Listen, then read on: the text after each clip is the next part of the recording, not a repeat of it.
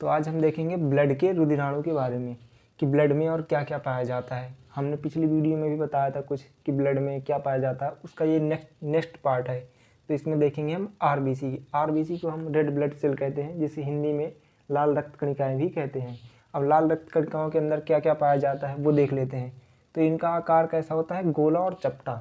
ये गोला और चपटे आकार में होते हैं। इसमें लाइसोसोम नहीं पाया जाता। लाइसोसोम यानी कि सुसाइडल बैग जिसे कहते हैं, आत्मघाती थैली, जो ब्लास्ट होती है तो सेल मतलब डाइजेस्ट हो जाती है। यानी कि अगर सेल के अंदर का कोई फंक्शन काम नहीं कर रहा कोई सान, तो ये खुद को ब्लास्ट कर लेता है, जिससे सेल खत्म हो जाती है और उसकी जगह नई सेल आ जाती है। अब ये रुधिराणु का 95% हिस्सा है। आरबीसी ब्लड में पाया जाता है 50 लाख। 50 लाख यानी कि बहुत ज़्यादा मात्रा में, मतलब 100% में 95% तो यही होता है, इसलिए ये बहुत ज़्यादा मात्रा में पाया जाता है। ये 50 लाख मतलब नॉर्मल ब्लड में पाया जाता है, नॉर्मल लोग में।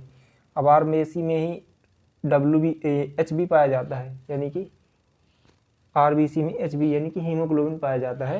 हीमोग्लोबिन जिससे एनीमिया रोग नहीं होता है, मतलब अगर इसकी कमी हो जाएगी तो एनीमिया रोग का खतरा बढ़ जाएगा।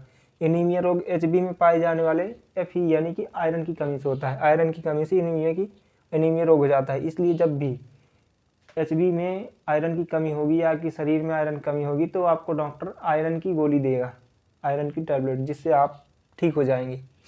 अब डब्ल्यूबीसी में देखें। डब्ल्यूबीसी मतलब कि वाइट ब्लड सेल यानी कि श्वेत रक्त कणिकाएँ, जिसको हिंदी में कहते हैं। ये हमारे ब्लड में 10,000 इसकी मात्रा पाई जाती है, यानी कि नॉर्मल मात्रा 10,000 होती है।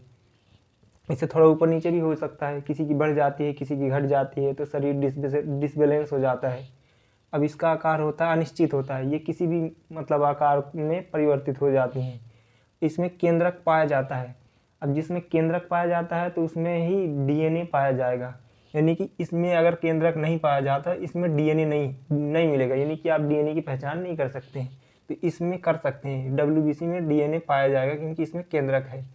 अब रोगों से लड़ता भी यही है, डब्ल्यूबीसी आपको रोगों से बचाता है।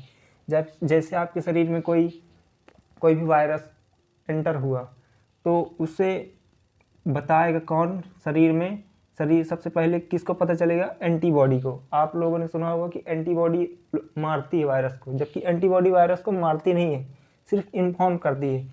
ये जाके बताएगी लिम्फोसाइड को, लिम्फोसाइड की शरीर में कोई वायरस घुस गया है, आप चलो उसको मारो, उसको किल करो। तो ये लिम्फोसाइड जाके उसको मार देगा। अब लिम्फोसाइड मारेगा तो लड़ाई होगी।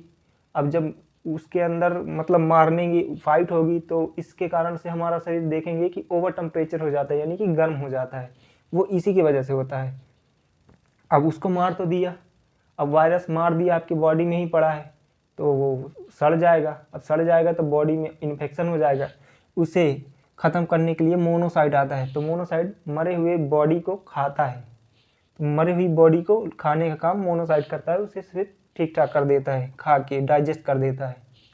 अब देखते हैं प्लेटलेट को।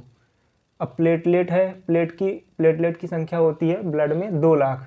2 लाख है यानी कि सब ठीक है, नॉर्मल है। अब इसका आकार होता है उत्तल लेंस। उत्तल लेंस इस तरह से उत्तल लेंस की तरह इसका आकार होता है। इसमें भी केंद्रक नहीं पाया जाता।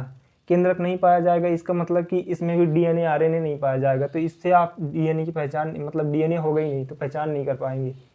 अब ये शक्ति प्रदान करता है, शरीर को ऊर्जा इसी से प्रदान करता है, यही प्लेटलेट। अगर शरीर में इसकी कमी पड़ जाएगी, आपको डेंगू रोग में देखेंगे किसी किसी का प्लेटलेट बहुत ज़्यादा गिर जाता है, और जिसका भी प्लेटलेट गिर जाता है उसे मतलब ऊर्जा नहीं मिल पाती, वो इंसान ज़्यादा काम नहीं कर पाता, चल नहीं पाता, कमज़ोर पड़ जाता है।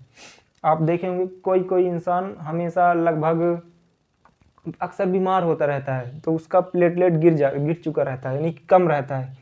तो प्लेटलेट को बढ़ाने के लिए गिलोई, ये आपको किसी भी मेडिकल शॉप या पतंजलि की दुकान पे मिल जाएगी। एलोवेरा का जूस पी सकते हैं। गोट मिल्क यानी कि बकरी का दूध, मतलब प्लेटलेट बढ़ाने के लिए बहुत अच्छा होता है, फ़ायदेमंद। अगर आप 1 हफ्ते तक रोज़ पिएँ तो वो एकदम नॉर्मल मात्रा में ठीक कर देगा आपका प्लेटलेट। आप फल खा सकते हैं, फल खाने से भी प्लेटलेट बहुत अच्छा हो जाएगा। तो आपको वीडियो कैसा लगा कमेंट में बताइए। तो मिलते हैं नेक्स्ट वीडियो में।